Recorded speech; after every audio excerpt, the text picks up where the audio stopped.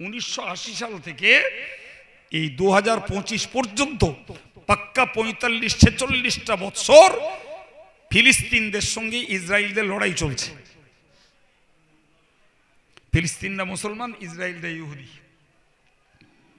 ফিলিস্তিনরা তাদের সম্পত্তি রক্ষার চেষ্টায় আর ইসরায়েলরা ফিলিস্তিনদের জায়গা দখলের চেষ্টায়। যারা একটু সজাগ ভাই তারা জানেন এখনো রানিং যুদ্ধ, এই ভালো তাই মন্দ, মা মরছে, শিশু বাচ্চা মরছে, স্কুলের ছেলে পিলে মরছে, জুমার নামাজে যাচ্ছে সেখানে মরছে।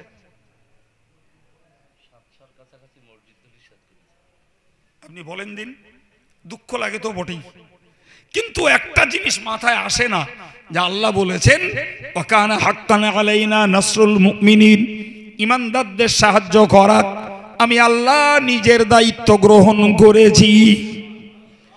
কারণ আল্লাহ ওয়াদা খেলাপ করে বাবা, তাহলে আল্লাহ যখন ওয়াদা খেলাপ করে না, তাহলে ঈমানদাররা যদি বেঈমানের দ্বারাই নির্যাতিত হয়, নিপীড়িত হয়, লাঞ্ছিত হয়, তাহলে আল্লাহ সাহায্য করবেন, ঈমানদাররা নিরাপত্তা পেয়ে যাবে।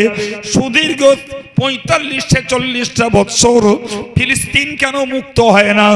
ফিলিস্তিন কেন তাদের হাত থেকে রক্ষা পায় না? নির্বিচারে মুসলমানরা কেন মরে?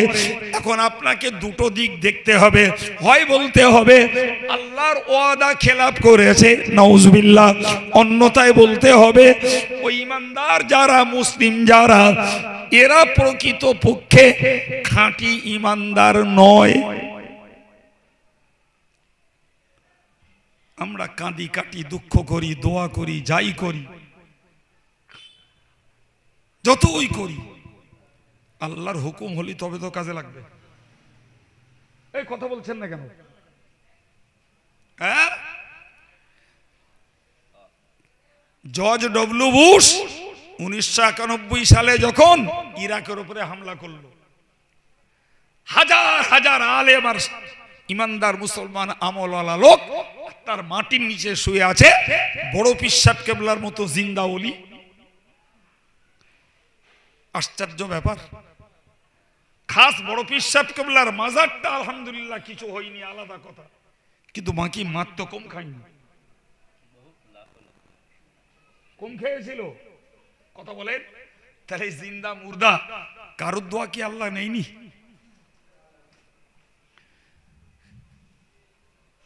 হাসির কথা, তবে চিন্তার সঙ্গে বলছি। এই এনআরসি যখন হলো তখন কেতনা লোকে দোয়া করলো, আল্লাহ তুমি এই এর জাতি অত্যাচারের কবল থেকে বাঁচাও। তো যাক, যা হয়েছে হয়েছে। করোনা যখন এলো, কত লোকে বললে আল্লাহ এত লোকের করোনায় দেখতে পাচ্ছে, আমাদের দেশের ফেরাউন আর হামানদার করোনা ধরে না আল্লাহ। কারোর দোয়া নেছে আল্লাহ? সে দুটো এখনো বহাল তবিয়াতে চালিয়ে যাচ্ছে।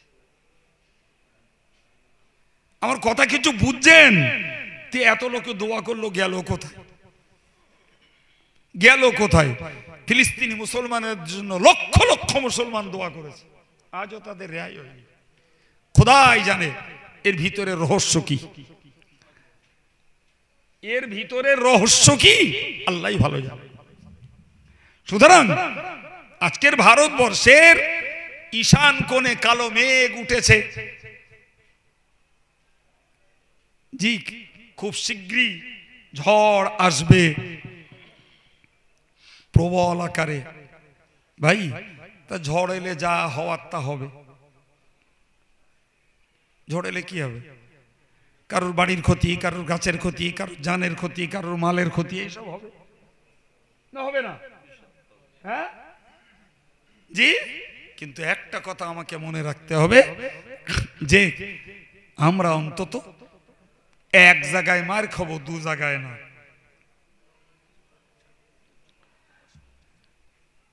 কি বলছি বলেন তো? ক জায়গায় মার খাবো? এক জায়গায়। যদি এপারে অন্যের কাছে গালি শুনি, ক্ষমালোচনা শুনি, শত্রুতা শুনি, হিংসা শুনি, নিগৃহীত হই, নিপীড়িত হই, লাঞ্ছিত হই, বঞ্চিত হই, আর সবগুলো হচ্ছে আমাদের কপালে, সবগুলো ব্যাখ্যা দেওয়ার অবকাশ নেই। জি ভাই, নবী দাউদ আলাইহিস সালামের কণ্ঠের স্বর ছিল অত্যন্ত সুমধুর। তিনি একে আল্লাহ দিয়েছিলেন জবুর কিতাব। তিনি জঙ্গলে নদীর কিনারায় জবুর কিতাব পড়তেন। তো জবুর শুনতে যেমন পশু পাখিরাও জড়ো হতো, গভীর সমুদ্রের মাছগুলো আল্লাহু আকবার তানার মুখের জবুর শুনতে নদীর পাড়ে কিনারায় চলে আসতো। সুবহানাল্লাহ বলবেন না? সম্মানিত ভাইরা আমার, মনে রাখুন, হযরত নবী দাউদ আলাইহিস সালামের কওম, তার সম্প্রদায়, তারা ওই জবুর শুনতে আসা মাছগুলোকে সহজে ধরে নিত। গভীর সমুদ্রে যে মাছ ধরা যেমন কষ্ট তেমন জীবনের রিস্ক। কত টরাল ডুবে যায়, খবর পাই আমরা। আর এরা তো আসছে নদীর কিনারায়, নরমালে ধরে নিত। এখন আল্লাহ পাক জবুর, নবী দাউদ জবুর পড়তেন শনিবার করে। কবার করে? শনিবার। আল্লাহ কোরআনে বললেন যে তোমরা শনিবারে মাছগুলো ধরো না। আল্লাহ পাকের উদ্দেশ্য হলো শনিবারে ওরা জবুর শুনতে আসে, তোমরা শনিবার ধরো না, ওরা জবুর শুনে চলে যাক। জি, কোরআনে আল্লাহ বলেছেন ফাস্তাদু, তোমরা মাছ শিকার করো, যেমন তো পারো ধরোগে, আল্লাহর কোনো বিধি নিষেধ নেই। কিন্তু এক জায়গায় যত মাছ পাওয়া যাচ্ছে জবুর শুনতে আসা মাছ, ওই গভীর সমুদ্রে চলে গেলে আর পাওয়া যাবে? এরা আল্লাহর সঙ্গে চাতুরতা করলো। কি করলো? এরা মূল খাল থেকে, মূল সাগর থেকে খাল কেটে ভেতরে নিয়ে গেল, আর মাছগুলো আরো কাছে যাওয়ার জন্য ওই ক্যানেলে ঢুকলো। এরা শনিবারে সন্ধ্যেবেলা খালের মুখ বন্ধ করে দেয়, আর রবিবারে মাছ ধরে। জালিয়াতি বুঝতে পারতেছেন? নবী দাউদ বললেন তোমরা এ করছো কেন? বলে আল্লাহ তো মানা করেছে শনিবারে, আমরা তো শনিবারে ধরছি না, আমরা তো রোববারে ধরছি। জি, সম্মানিত ভাইরা আমার, মনে রাখুন, আমার আল্লাহ পাক বললেন ওরে বান্দা, আমার নবী দাউদ শনিবারে কোরআন জবুর পড়তেন, এই জন্য আমি শনিবারের কথা বলেছিলাম। আমার মূল উদ্দেশ্য হলো ওই জবুর শুনতে আসা মাছগুলোকে তোমরা ধরো না। দাউদের কওমেরা বলল আমরা একবার আল্লাহর হুকুম মেনেছি, এবার আর মানতে পারবো না। নাউজুবিল্লাহ বলেন। তার মানে আগেরটা মেনেছে, একটা পলিসি বার করতে পেরিল তাই, আর এবারে মানতে গেলি পুরো মাছ ধরাই বন্ধ হয়ে যাবে। অতএব স্বার্থে ঘা লাগবে। আর আল্লাহ পাক কোরআন শরীফে বললেন ওয়ালাকাদ আলিমতুমুল্লাযীনা আতাদাউ মিনকুম ফিস সাবতি, তোমরা জানতে পেরেছো ওরা যখন শনিবারের সীমাকে অতিক্রম করেছিল, আমি আল্লাহ ওদেরকে বলে দিলাম ফাকুলনা লাহুম কুনু কিরাদাতান খাসিইন, আমি বললাম তোমরা সবাই হয়ে যাও অপদস্থ লাঞ্ছিত বাঁদর। এই কোরআনের আয়াতের এটুকু মানে। এবার ছোট্ট ব্যাখ্যা বুঝুন। নবী দাউদকে আল্লাহ বলে দিলেন ওদেরকে বলো ওরা যেই চাতুরতা করে শনিবার বাদ দিয়ে রোববারে মাছ ধরছে, আমার গজব ওদের উপরে আসবে। কি আসবে? গজব। ওরা নবী দাউদের কথার মূল্য দেয়নি, না দিলে এক রাতে খাওয়া দাওয়া করে শুরেছে। জি, সকালবেলা কোনো ঘরের দরজা খোলে না। নবী দাউদ চেক আপ করতে লোক পাঠালেন, যে দেখলো যে পাড়ি যে কটা লোক সেই কটা করে বাঁদর, বুড়ো বাঁদর, বুড়ি বাঁদর, ছোঁড়া বাঁদর, ছুঁড়ি বাঁদর, মেয়ে বাঁদর, মরদ বাঁদর, যেমন বয়স তেমন আকারের বাঁদর। হযরত নবী দাউদ আলাইহিস সালাম বুঝে গেলেন যে আল্লাহর গজব এদের উপরে পড়ে গেছে। কত হাজার বললাম বাপ? এই বলিছে না, খেয়াল করেননি? 70,000। কত হাজার বাঁদর হয়েছে? 70,000। এইবারে আমার এই কালের সঙ্গে মেলানোর জন্য এবার কথাটা বুঝুন। এই 70,000-এর মধ্যে 58,000 লোক ছিল ওই মাছ ধরে শনিবারের বদলে রোববারে খাওয়ার দলে, আর 12,000 তারা মাছও ধরতো না, খেতও না। এরাও ওই বাঁদর হয়ে বিধ্বস্ত, ক্ষতিগ্রস্ত। ওই অবস্থায় 3 দিন থেকে মারা গেল। ক হাজার মূল্য? বাঁদর মরিনি বাপ, চোখে মরেছে বাঁদর, কিন্তু মূলত তারা মানুষ। কোরআনের ইতিহাস ভাবলে যে কোনো লোকের চিন্তা হতে বাধ্য।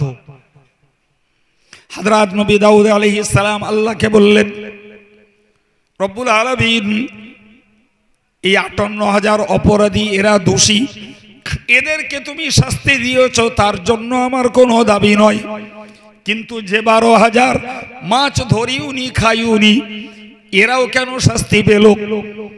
আমার আল্লাহ পাক নবী দাউদকে বললেন, নবীরে, ওরা 58,000 দোষী, আর এই 12,000 শাস্তি পেয়েছে। ওই অপরাধীদের সঙ্গে মিলেমিশে থাকা, খাওয়া, ওঠা বসা, আত্মীয়তা, কুটুম্বিতে সব কিছু ওদের সঙ্গে চালিয়ে যাওয়ার জন্য ওরা অপরাধ করে যে দোষী, ওদের সঙ্গে মিলমিশ আর সম্পর্ক রাখার জন্য এরাও সেই দোষী হয়ে এরা বাঁদরে পরিণত করে দিয়েছি।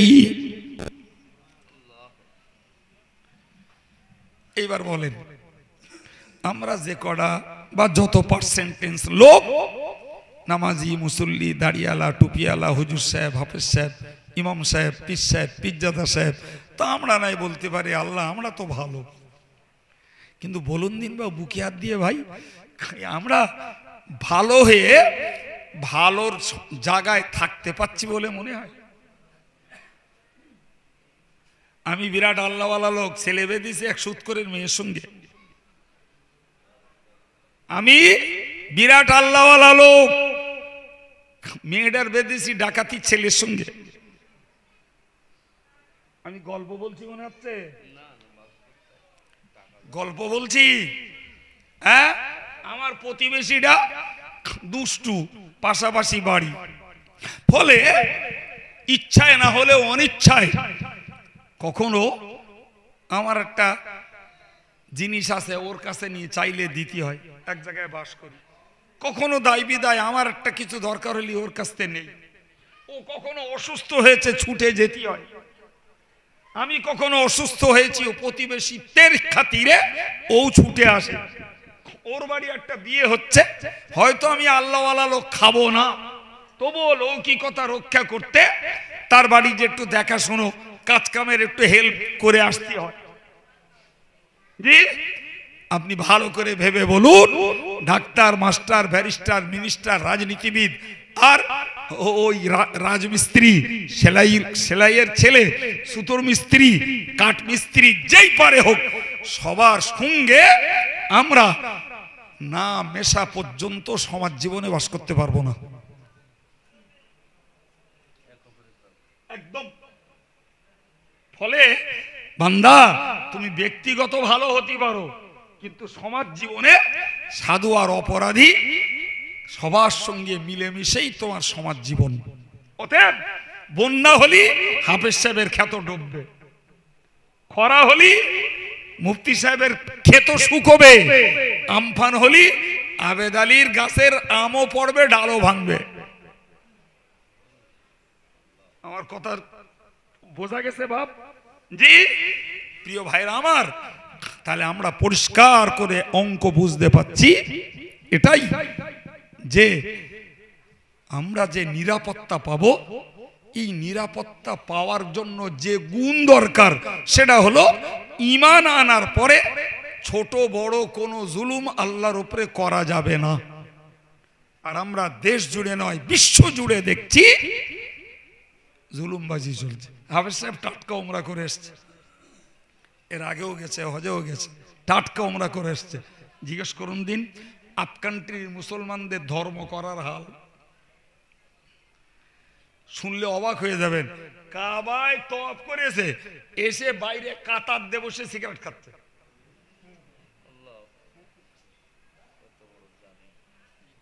ঠিক বলছি? ওই তো এসব জমাতে নামাজ পড়েছে, বাসায় উঠেই ভিসিআর চালিয়েছে আমার পাশের রুমে।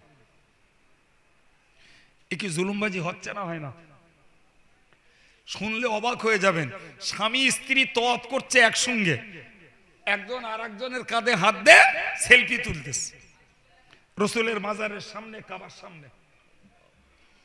কত সন্তুষ্ট থাকবে আল্লাহ বাপ, বুঝতে পারেননি? যে আরাফাতের ময়দানে পাপ খন্ডায় আইসাব গেছে কোথাতে খোদাই জানে, সেই আরাফাতের ময়দানে উঠ ভাড়া করেছে, করে তাতে উঠেছে, উঠে ক্যামেরাম্যান ভাড়া করে ছবি তুলেছে, বাড়ি গিয়ে বোধ দেখাবে যে আমি আরাফাতে উঠ চেপেছি। একটার দেখ না বাপ। আমি বোঝাতে চাইছি, শুধু ভারতের পশ্চিমবঙ্গের মুসলমানরা ঈমান আনার পরে জুলুম করে, এরা না, বরং অন্য দেশের তুলনায় এখানকার মুসলমানরা আল্লাহর শুকর অনেক ভালো। যে সারা পৃথিবী জুড়ে ওই ধর্মের নামে চলছে কিছু বাহ্যিক আমল, বাকি জুলুমবাজি শেষ নেই বাপ। তাহলে কিভাবে আল্লাহর নিরাপত্তা আসবে আপনি বলুন দিন? দুঃখের সঙ্গে বলছি, এতে আনন্দ নয়, ভাই ভাইয়ের আলোচনা করছি।